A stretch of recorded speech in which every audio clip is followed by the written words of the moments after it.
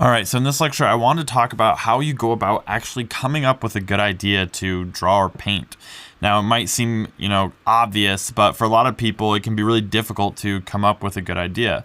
But there's some things that you can do that will set yourself up for success by kind of going through a process of thinking about what it is that you want to create. So there's basically 3 categories that you can divide anything that you want to draw or paint into.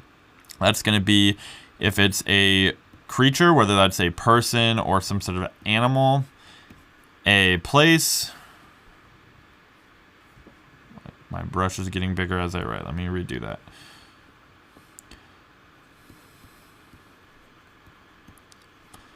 Place or thing.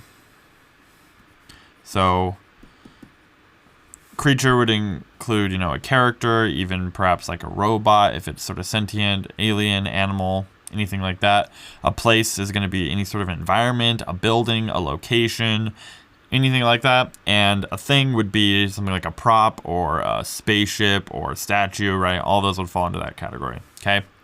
And you can sometimes kind of combine these things, right? So like a creature and a thing, you might be able to get some sort of robot that is sentient, or a creature in a place, maybe an island on the back of a turtle sort of thing, or, place and thing where it's a location that is on top of a ginormous statue or something like that, okay? So these can be combined. They don't have to be hard and separate, but these are kind of your 3 basic starting points you're going to go from for anything you want to paint. Thing would also include a thing in place, could also include almost like a still life type painting, okay? So after that, then you want to start asking yourself questions, especially if you're doing this for creative purposes, if you're making concept art or something like that, or even an illustration, is the why or, the how behind what it is you're creating, either one of those questions. So both of them have their purposes and both can be useful, and you don't need both of them all the time. For example, if the place is going to be some sort of fairy court, you might want to know, and there's like maybe inside the scene you have a ginormous, beautiful throne, but the blood all over the throne, right? So you'd want to have sort of the why in your head. You don't have to show it in the painting, but come up with an idea that will help you add story to it, right? Maybe the thing they're trying to paint is a flying machine, and trying to think about how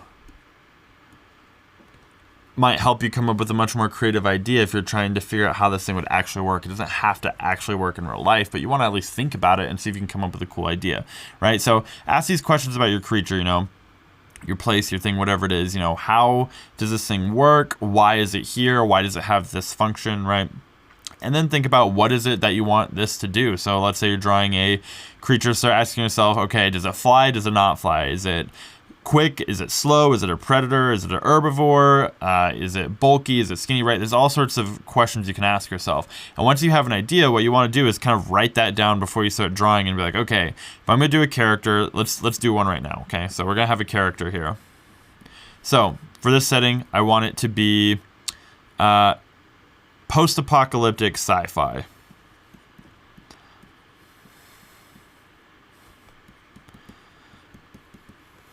Okay, so we have that. Next, I'm going to have it be, I want it to be a woman.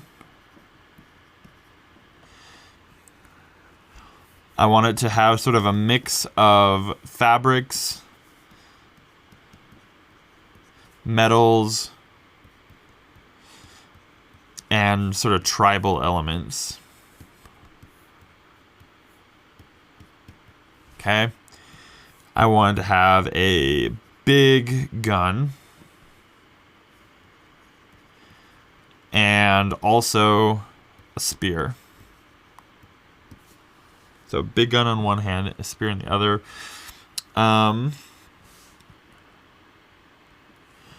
Maybe we could have, what else could we have that would add story to this?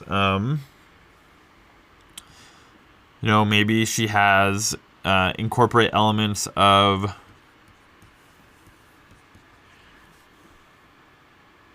sort of like trash, like different things like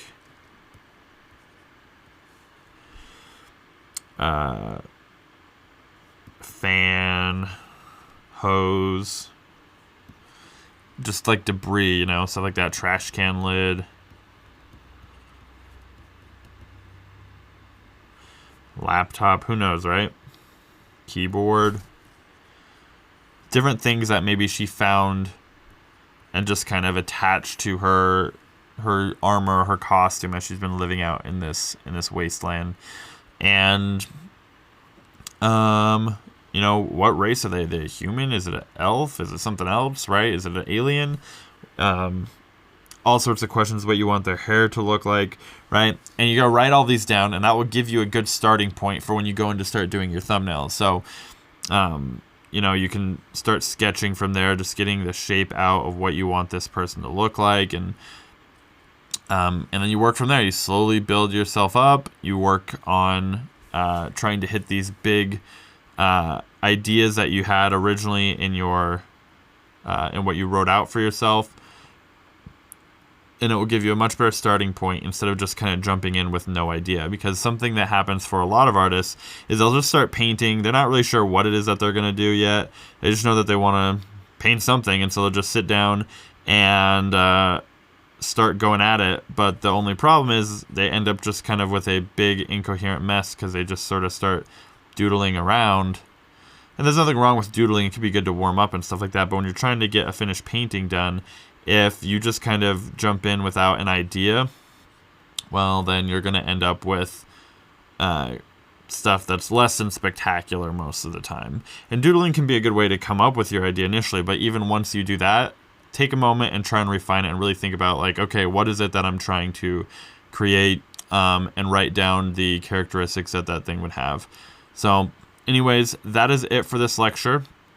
The main thing I just want you to take away is to start taking a moment to think instead of rushing into things. So that is it for this lecture, and I will see you guys in the next one.